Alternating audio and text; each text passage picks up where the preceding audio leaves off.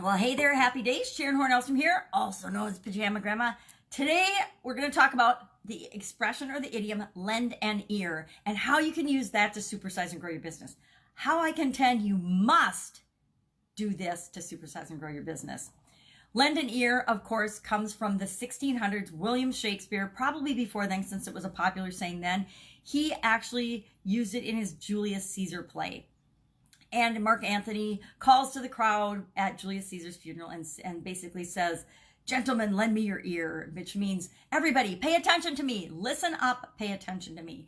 And in our businesses, growing our businesses, and whatever that means to you, supersizing your business is just growing and scaling your business in whatever way that makes sense and means something to you, right? It doesn't matter what I define or how I define growing and scaling a business. It's how do you grow and scale your business?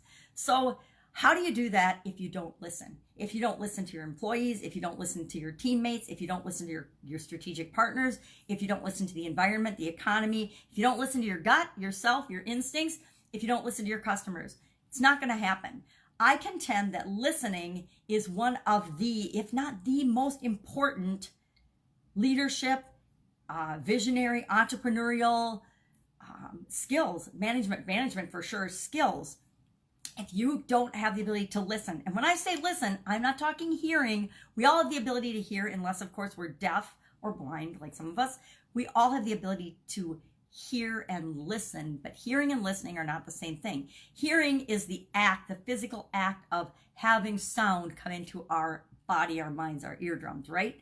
Listening is listening for understanding, listening for true meaning, really getting what the person we're having a conversation with is trying to convey, what they're trying to say. And that means more than just listening. It goes to the phase of active listening, watching body language, watching eyes, watching the tone of voice, everything that goes into listening. It's a much bigger process and project. We all inherently are capable of it. Some of us just block it and don't do a very good job of it.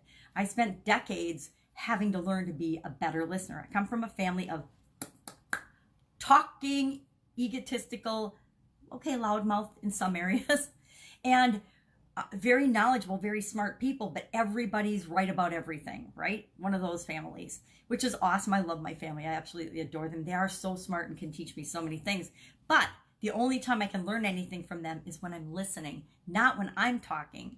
And so we have to remember that to grow our organizations and to really succeed in any environment, we need to listen way more than we speak. You know, the expression, we've got 2 ears and 1 mouth for a reason. It's so true. It's to remind us to listen twice as often as we speak.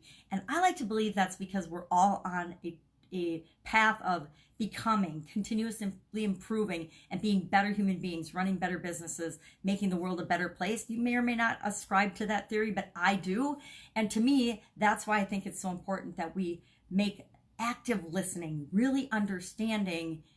Because how do you make decisions if you don't have the best information? How do you get the best information? You listen to it. You look for it. You see it, but you also listen to it. You hear what people tell you, and more than just what they're saying, because a lot of times our words aren't conveying the real message. I mean, our tone of voice can change a totally benevolent sentence into an absolute threat, or a warning. So keep in mind listening. How are you listening in your organization? How would you rate yourself on a scale of 1 to 10 as a good or bad listener? Not hearing. I mean, I have excellent hearing off the charts because my eyes are so wonky. I have absolutely really good hearing. Drives my kids nuts because when they were growing up, I would be upstairs in my bedroom and I could hear them in the opposite end of the house. And we have a pretty big house, so it would drive them crazy. But my hearing, since my eyes are a challenge, my hearing has picked up and I have very good hearing. It doesn't mean I'm a good listener. Just because I could hear doesn't mean I was listening. Sometimes I was hearing to find out what they were up to so that I could hop on it and prevent things from happening. That is not listening for understanding. That is listening for reacting. And listening to respond is very different than listening to understand. So make sure you're listening to understand. Share in the comments below. I would love to see how you rate yourself. I would say as a listener, I'm still only about a 7, if I'm even a 7. Some days, if I'm tired or angry or hungry or frustrated, I'm probably about a 2 or a 3. So that changes over time, but it's one of those continuously improving things that we're always striving to get better at, because it's such an important part of not only our businesses and growing the businesses and creating the businesses that we want, but creating the relationships and the life that we want, right? That's it. Go out and make it an awesome day. I'll, of course, be with you tomorrow.